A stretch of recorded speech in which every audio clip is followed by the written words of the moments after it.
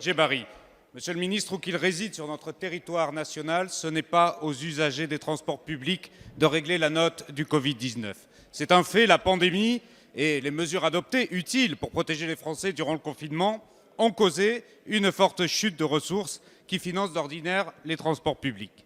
Alors, suite au travail remarquable de notre collègue Jean-René Cazeneuve, le troisième projet de loi de finances rectificative que nous allons examiner dans quelques minutes en commission propose un effort massif de l'État en faveur des collectivités territoriales et donc également envers les autorités organisatrices de mobilité.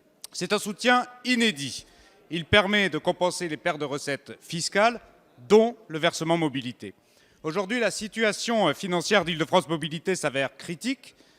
Moi, je n'entrerai pas dans une bataille de chiffres, mais je tiens à rejoindre la présidente d'Île-de-France Mobilité quand elle dit que les transports ne sont pas un sujet politique, mais d'intérêt général. Et en tant qu'élu du Val-de-Marne et avec mes collègues franciliens de la majorité, nous refusons toute solution qui conduirait à augmenter le prix du pass Navigo. Le porte-monnaie des usagers ne saurait être la variable d'ajustement.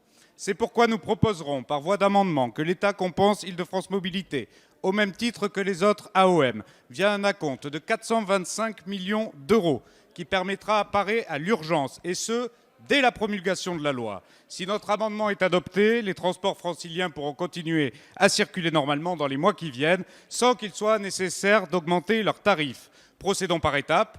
Évaluons à l'issue de cette crise les pertes définitives d'IDFM. Enfin, si la compétence reste évidemment régionale, nous sommes garants de la bonne gestion des deniers publics. Aussi, ce moment permettra-t-il de comprendre la nouvelle stratégie d'investissement et la soutenabilité financière d'Île-de-France Mobilité pour les prochaines années, au regard notamment du dernier rapport de la Chambre régionale des comptes. Monsieur le ministre, pouvez-vous me confirmer que le gouvernement est bien disposé à accompagner Île-de-France Mobilité ?